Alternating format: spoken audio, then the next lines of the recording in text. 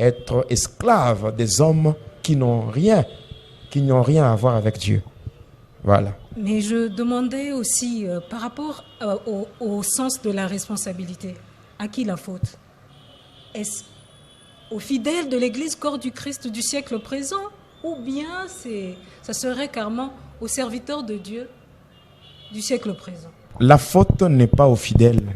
La faute revient aux serviteurs. Parce que le fidèle, ce sont des gens que vous êtes censés diriger. Ce ne sont pas les fidèles qui doivent donner une ligne de conduite à l'Église. Quand nous lisons bien la parole de Dieu dans le psaume 103, le verset 7, la Bible dit, il a révélé ses voies à Moïse et ses œuvres à Israël. Moïse, c'est le maître. Israël, ce sont les disciples, n'est-ce pas? Le maître reçoit les instructions auprès de Dieu. Et s'il prend ces instructions, il le transmet. Lui, il va instruire maintenant le peuple. Et le peuple, en mettant en pratique ces instructions-là, ce peuple va voir les œuvres de Dieu. Bon, maintenant, si le peuple est là pour recevoir les instructions qui viennent de cet homme-là, cet homme donne les instructions que lui aussi a reçues de la part de Dieu. Bon, maintenant, si lui, il est là, au lieu de donner des instructions qui viennent de Dieu, lui, il donne des instructions qui viennent du diable. Maintenant, le peuple va faire quoi? Le peuple est censé obéir. Parce que le peuple, c'est l'ensemble de disciples. Et les disciples, ce sont des élèves disciplinés qui imitent leur maître. Bon, si le maître vient voir le peuple ou les disciples, il appelle une sœur qui est disciple, non? Il lui dit non, il lui propose de coucher avec. N'est-ce pas? C'est une instruction qui vient de Dieu. Et puis une sœur qui couche avec un pasteur. Même si le pasteur parle en langue, même s'il prêche et que le feu sort par sa bouche, la sœur n'aura plus confiance. Oui, parce que la sœur a vu la nudité de son pasteur. Vous voyez? Bon, il faut à un moment donné qu'on apprenne à appeler le chat par son nom. Oui. Parce que lorsque le pasteur a couché avec la sœur, qu'est-ce qui s'est passé? Mais il s'est déshabillé, non? Et la sœur a vu. D'abord, spirituellement, c'est l'inceste. Oui, parce que le pasteur, c'est le père de cette fille-là, de cette sœur-là, de l'église. Maintenant, comment voulez-vous qu'un père couche avec sa fille? D'abord, il est en train de la maudire. De deux, c'est l'inceste. Et puis, de trois, comment voulez-vous que cette sœur-là puisse avoir du respect? Comment voulez-vous que cette sœur voie le pasteur comme un homme sacré? Un homme qui est sacré. Un homme qui a la divinité. Mais on va sentir même dans son comportement. Regardons dans les églises. Il y a trop de légèreté. Même quand on est du haut de la chair. On fait la comédie au lieu de prêcher. Dans beaucoup d'églises, on dit des choses que les hommes ont besoin d'entendre pour que les gens commencent à faire des défilés, pour sceller, pour jeter l'argent. On met un panier là-bas, c'est vrai. On met un panier et là on voit un défilé pour que les gens passent. Tout ça parce que le pasteur qui est là, il ne parle pas des instructions qu'il a reçues de Dieu, mais il parle des choses que les gens ont besoin d'entendre pour qu'ils soient égayés et tout. C'est ça. Et en faisant cela, où est la dimension sacrée là-bas? Vous êtes dans l'église. Toujours dans l'église là. Il y a des confidents du pasteur qui connaissent tout ce qu'il fait en coulisses. Et eux aussi font des dégâts. Ils savent que le pasteur ne peut pas nous dénoncer parce que si nous dénonçons ce que lui fait, lui aussi, je dirais ceci, le pasteur ne va pas nous dénoncer parce qu'il ne va rien nous faire parce que nous savons aussi ce qu'il fait. S'il ose seulement parler en mal de nous, nous parlerons aussi de ce que lui fait en coulisses. Et là, maintenant, l'église est comment? Donc, il y a des mercenaires dans l'église. Le pasteur et ses acolytes deviennent des mercenaires. C'est comme des loups au milieu des brebis. Et c'est comme ça que les enfants de Dieu souffrent. Alors, un conseil, si vous n'avez pas reçu l'appel de Dieu, faites-vous, je ne sais pas, faites-vous même menuisier ou maçon. Si c'est ça votre vocation, oui, c'est simple. Oui. Si vous n'avez pas reçu l'appel de Dieu, il ne faut pas forcer les choses. Allez faire la maçonnerie ou bien allez faire, je ne sais pas, aller travailler à la SNEL. Si vous avez terminé, vous avez fait l'électricité comme section aux humanités et tout, c'est bien. Et non C'est dire que non, parce que dans les églises, il y a la dîme chaque semaine, il y a les offrandes et tout. Mais quand je travaille dans une entreprise, il faut attendre le salaire seulement à la fin du mois. Mais dans l'église, j'ai quelque chose chaque semaine, même de Dieu. Et quand on a reçu l'appel, on n'a même pas besoin d'aller dans des maisons occultes pour démontrer la puissance de Dieu. Dieu, quand il vous appelle, c'est qu'il vous donne la vision. Et quand il donne la vision, il donne aussi la provision. C'est-à-dire qu'il va vous équiper pour que vous ayez tous les atouts afin d'accomplir fidèlement la mission qui vous a été confiée. Mais dans le cas contraire, on ne peut pas forcer. Quelqu'un qui n'a pas été appelé pour être pasteur, même s'il partait à la montagne, il peut faire 1 mois à la montagne, il descendra comme il est monté. Parce que Dieu ne va rien lui dire. Mais lorsque vous sentez que vous avez été appelé, c'est peut-être par une voix audible, par une prophétie, bien par une conviction intérieure. Vous avez senti vraiment que Dieu vous a appelé et que vous faites alliance avec lui. Dieu va vous équiper. Il vous donnera la provision liée à votre vision et vous allez faire beaucoup de choses. Donc ici, je ne peux pas condamner le fidèle. Je condamne les hommes de Dieu. Et bien sûr, nous pouvons mettre ces hommes-là, nous pouvons les mettre entre guillemets. Pourquoi? Parce que il y a aussi le vrai. Parce que quand on parle du faux, c'est que le vrai aussi existe. Alors, il y a des hommes de Dieu. Et si je peux m'adresser à ces hommes de Dieu vrais, prions pour l'Église et que le Seigneur commence à mettre à nu toutes les œuvres de ténèbres et aussi que le Seigneur parvienne à démasquer le loup qui sont entrés au milieu de la bergerie. Donc que ce loup-là soit aussi démasqué, qu'il soit découvert. Parce que le Seigneur a dit, il n'y a rien de caché qui restera caché pour toujours. Donc le mal doit être dénoncé. Et si le Seigneur lui-même permet à ce que certaines personnes soient scandalisées, il est dit, il n'y a aucun malheur qui peut arriver si Dieu n'a pas révélé cela à ses serviteurs, ses prophètes. Certainement, il y a des gens qui ont reçu la grâce d'être visités par des hommes de Dieu et il y a des conseils qu'on leur a donnés et eux n'ont pas voulu accepter, ils n'ont pas voulu abandonner le mal. Mais finalement, au final, il y a des scandales qui arrivent. Il y a des scandales qui arrivent parce que Dieu, il aime tout le monde. Avant que le mal ne puisse arriver, Dieu prend le temps d'avertir. Il peut parler à un homme, il peut parler même aux intercesseurs, qui peuvent aller voir le pasteur. Non, voilà ce que nous avons vu, il y a ça et ça et ça. Je me rappelle, il y a un homme de Dieu qui était pasteur dans une église, dans une extension d'une église. Un jour, ils étaient dans l'intercession, il a vu, il y a un frère de l'intercession qui avait vu le pasteur qui est le représentant légal, il avait vu à genoux devant des statues comme ça, en train d'adorer. Il a vu cette vision et puis ça s'est coupé. Il avait peur. Il est allé voir maintenant le pasteur responsable de la paroisse. Il lui a dit, le pasteur était venu me voir. Il me voit, il me parle de ça. Je dis, prions. On avait prié. Et après la prière, j'ai dit au pasteur que votre représentant là n'est pas dans le Seigneur. Il est déjà dans d'autres choses. Oh non, moi je reste un peu parce qu'il me soutient. Tu vois, ma maison, c'est lui qui prend en charge mes enfants et tout et tout. Bon. Après m'avoir dit ça, j'ai dit ok, merci. Après quelques mois, la chose maintenant a été découverte. Tout le monde parlait de ce pasteur comme un sataniste. Il y a des filles, il y a des gens qui ont parlé. Il est venu me voir. Non, pasteur, tu avais raison et tout et tout. Il dit bon, nous avons prié, Dieu a confirmé. Pourquoi continuer avec une telle église pendant que Dieu a révélé ça? Et ce n'est qu'après avoir compris, il a quitté et lui aussi, il a commencé aussi une œuvre. Donc il est encore au début et le Seigneur est en train de l'assister. Voilà. À un moment, pasteur, quand vous avez eu à parler, vous avez évoqué l'homosexualité dans l'église.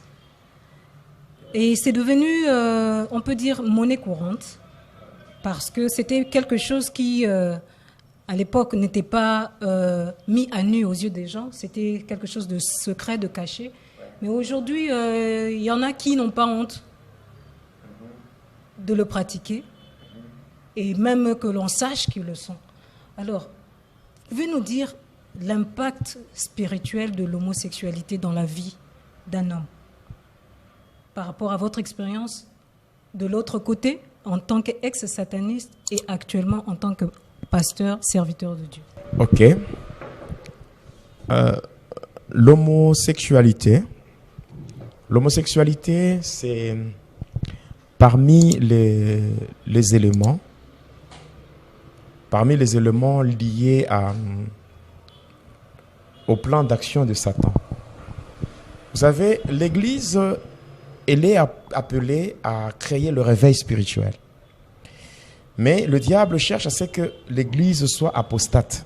Donc que l'Église soit plongée dans l'apostasie, l'Église soit plongée dans l'abandon de la foi. Donc que les fidèles, les disciples du Seigneur, puissent d'une manière insidieuse abandonner la foi. Et par rapport à cela, le diable a déjà élaboré un plan d'action pour soumettre l'Église à un sommeil spirituel. Et ce plan d'action comporte 7 points. Le premier point, c'est ce qu'on appelle introduire dans le monde l'homosexualité sur le plan vertical et sur le plan horizontal.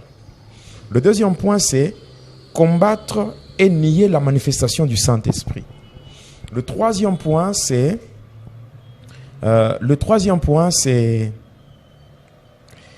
comment tourner la Bible dans un mauvais sens. Et le quatrième point, c'est introduire dans l'Église la mode ainsi que la rivalité. Après cela, c'est introduire dans l'Église l'influence du monde des affaires. Et en dehors de ça, donc introduire dans l'Église l'influence du monde des affaires. Après cela, il y a comment mettre fin à l'offrande et au sacrifice perpétuel. Et puis, un autre point, c'est renforcer le pouvoir du mal. Renforcer le pouvoir du mal dans le monde. Vous voyez ces points-là. Le diable veut à ce que l'homosexualité puisse atteindre un niveau vraiment culminant. C'est-à-dire le plan horizontal et vertical. C'est-à-dire sur le plan vertical, c'est-à-dire de plus bas jusqu'au plus haut. Ça veut dire en commençant par le petit jusqu'au plus grand. Et aussi sur le plan horizontal, c'est que le diable veut quoi? Que l'homosexualité soit partout. Soit partout. Alors, quand nous prenons le plan vertical, le plan vertical, nous prenons de plus petit jusqu'au plus grand. Or, dans une société, ceux-là qui donnent de bons exemples, de conseils, qui orientent les plus jeunes, ce sont les plus grands. Or, le plan du diable par rapport à l'homosexualité, c'est arriver à légaliser l'homosexualité au niveau national, au niveau de pays. C'est ainsi qu'aujourd'hui, vous allez voir, quand on parle de leadership, par rapport au leadership, on voit l'État et l'Église. Donc, on voit le gouvernement, on voit aussi l'Église. Alors, passant par cela, le diable travaille pour que, déjà au niveau des gouvernements, que l'homosexualité soit reconnue officiellement. Et de deux, qu'au sein des églises, que l'homosexualité soit aussi reconnue. Et tout cela, c'est pour que l'homosexualité atteigne un niveau culminant pour susciter la colère de Dieu. Vous allez voir cette dimension de l'homosexualité sur le plan vertical et horizontal, c'est ce qui avait attiré la colère de Dieu sur Sodome et Gomorrhe. Et c'est ce que le diable veut. Il introduit ça. Vous savez, dans l'église aujourd'hui, il y a même des jeunes gens. Le pasteur couche pour avoir la puissance. Parce que, passant par l'homosexualité, il y a des démons géants aussi qui entrent et qui font que ceux qui pratiquent cela montent dans une dimension spirituelle où ils obtiennent un certain succès dans certains domaines. Il y a par exemple ceux-là qui sont dans l'occultisme. Il peut être dans l'église pour maintenir son autorité. Il peut pratiquer l'homosexualité ou bien il peut coucher avec toutes les femmes des serviteurs. Il y a des églises comme ça. Le pasteur, les serviteurs qui sont dans son collège, les serviteurs qui sont dans son équipe dirigeante, pour que tous ces serviteurs soient soumis à lui. Et quand il parle, les serviteurs tremblent. Donc, qu'ils se retrouvent dotés d'une autorité diabolique. Alors, il couche avec les femmes de ses propres serviteurs. Et même dans le domaine politique, ça se fait.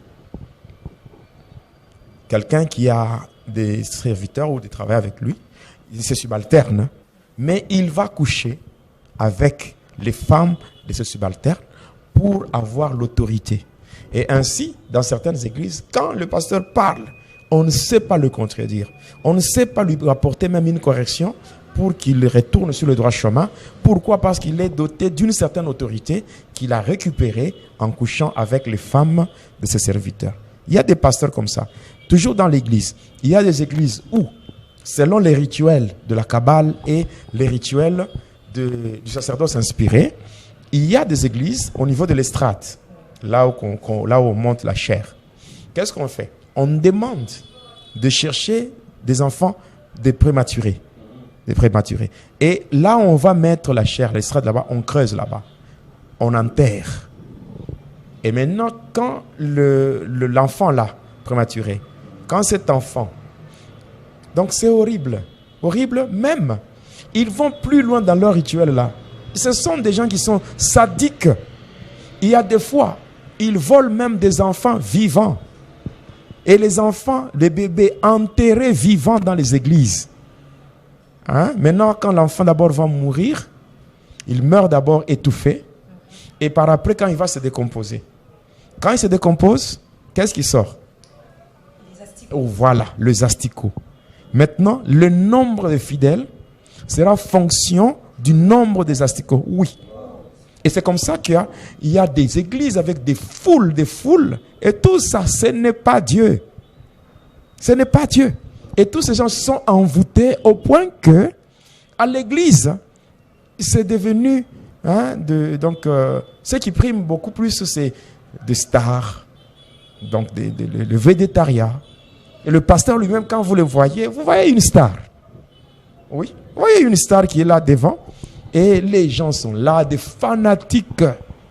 Voilà pourquoi nous ne pouvons pas nous taire par rapport à toutes ces choses. Nous sommes là pour dévoiler. Il est dit à la loi et au témoignage. Car si on ne parle pas ainsi, il n'y aura pas d'horreur. Quand il n'y a pas d'horreur, c'est qu'il y a le ténèbre. Et les gens qui sont couverts dans le ténèbre ne peuvent rien faire. Ils ne peuvent rien faire. Et il est écrit, les ténèbres ne régneront pas pour toujours.